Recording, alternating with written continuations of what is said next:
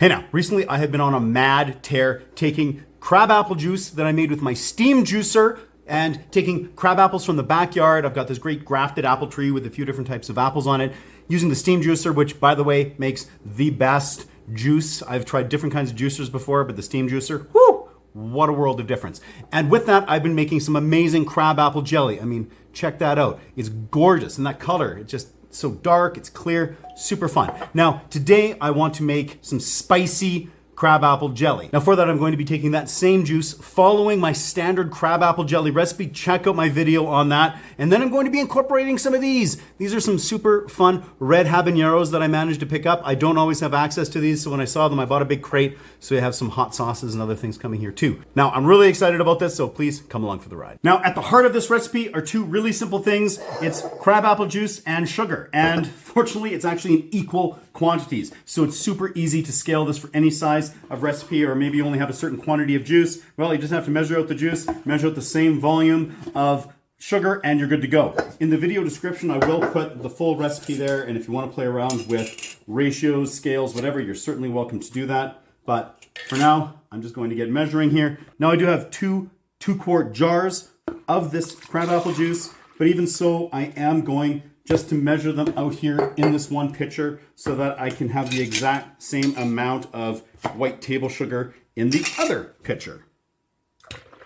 I'm glad I'm doing that because this did come in at a little bit less than 2 quarts. So I'm just going to get this stacked up here and then we'll be good to start.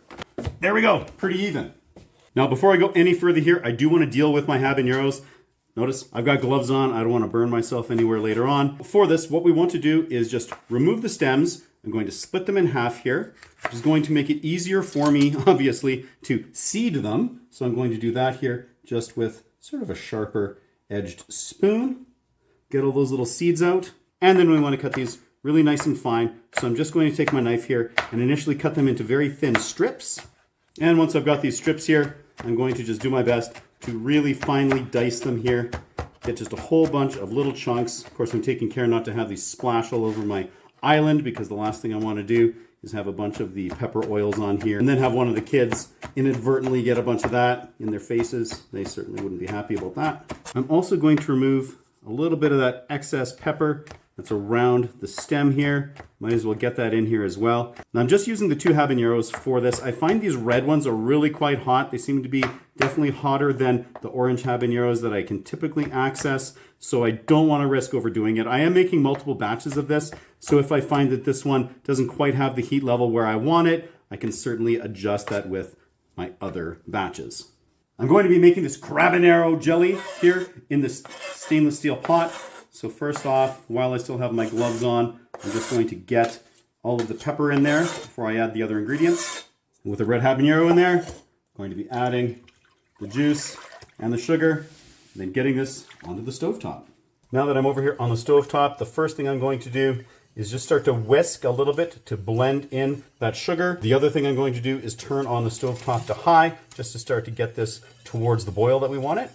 And just taking care to make sure I didn't get any habaneros stuck in my whisk. I'm going to set that aside. And last ingredient for now being butter. This is about 2 tablespoons. This is my grandma's trick that she taught me when I was growing up. And what that should do is help reduce foaming here with this jelly. And it will also help the proteins just come together, and it'll be easier to skim this so we can wind up with the clearer jelly. So at this point, I'm just letting it heat up until I can tell it's getting close to a boil, and then we'll turn the heat down. By adding the habaneros right off the bat here as we're beginning to heat up, we're allowing all of that heat and that flavor just to distribute a little bit more evenly throughout the juice. The habaneros floating on top along with a little bit of that foam that is being produced on there is making it a little bit difficult to see down to the bottom if we have any little bubbles happening. But I am seeing a little bit of action here, so I'm going to turn down to a medium heat, because the last thing I want to have is sort of a boil over here that makes a huge mess on the stove. So you just want to control that approach to the boil.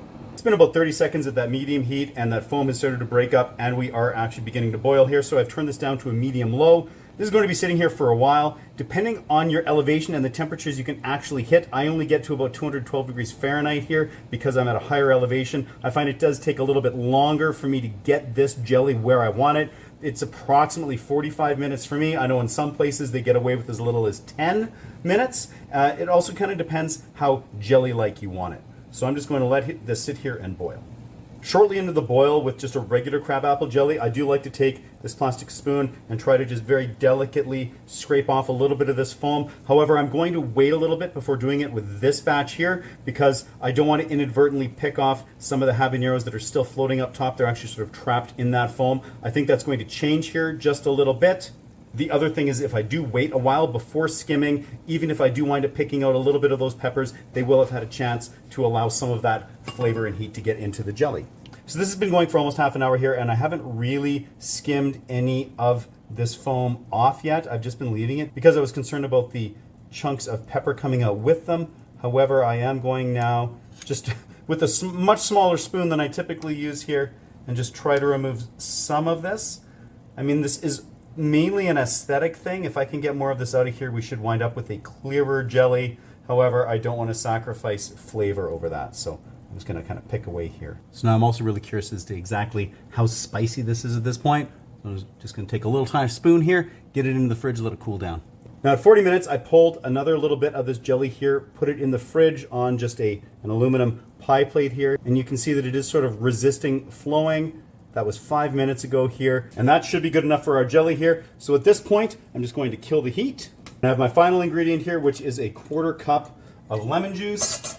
Just going to whisk that in, and I'm just going to let this sit here for a sec. Okay, it cooled down. I tasted it. There's definitely kick to this.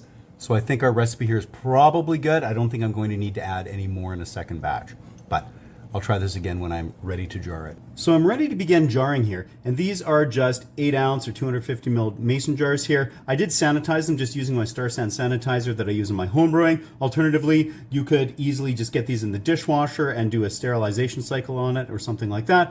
However, I've got that sanitizer, so I find that very handy. I also have my pressure canner heating up here. I'm just going with the boiling water method, but I have this getting nice and hot.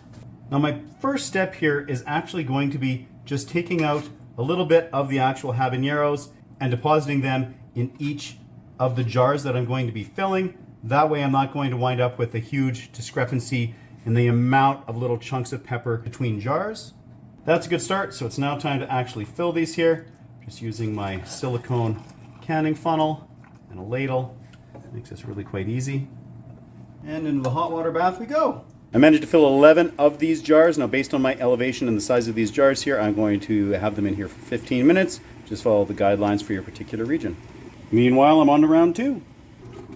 And these are all done. Time to let them cool down. All right, we've cooled down. Let's have a taste. This is my favorite part. Woo. Let's try it out. Oh, that is really nice. So we have all of that sweetness, that tart crabapple character coming through. Everything that's just beautiful about my original crabapple jelly, that great texture and consistency of it, the jelliness. But then we ramp it up here with some of that habanero, that red habanero heat coming through. This certainly is not overwhelming. A person could even dial it up just a little bit if you wanted. Now, if you're going to do this with, say, orange habaneros, you'd for sure probably want to add maybe an extra one, if nothing else, just to sort of keep a relatively similar level of heat, but you kind of have to play around with that. So I sort of like making sort of smaller size batches, testing out at least that first one, and then you can kind of go from there. Fortunately, we nailed it here the first time with this, but hold on now. Oh, there we go.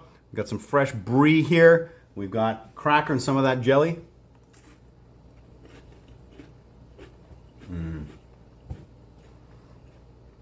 Truly one of those heavenly matches. Absolutely amazing. I'm gonna throw a little more jelly on there.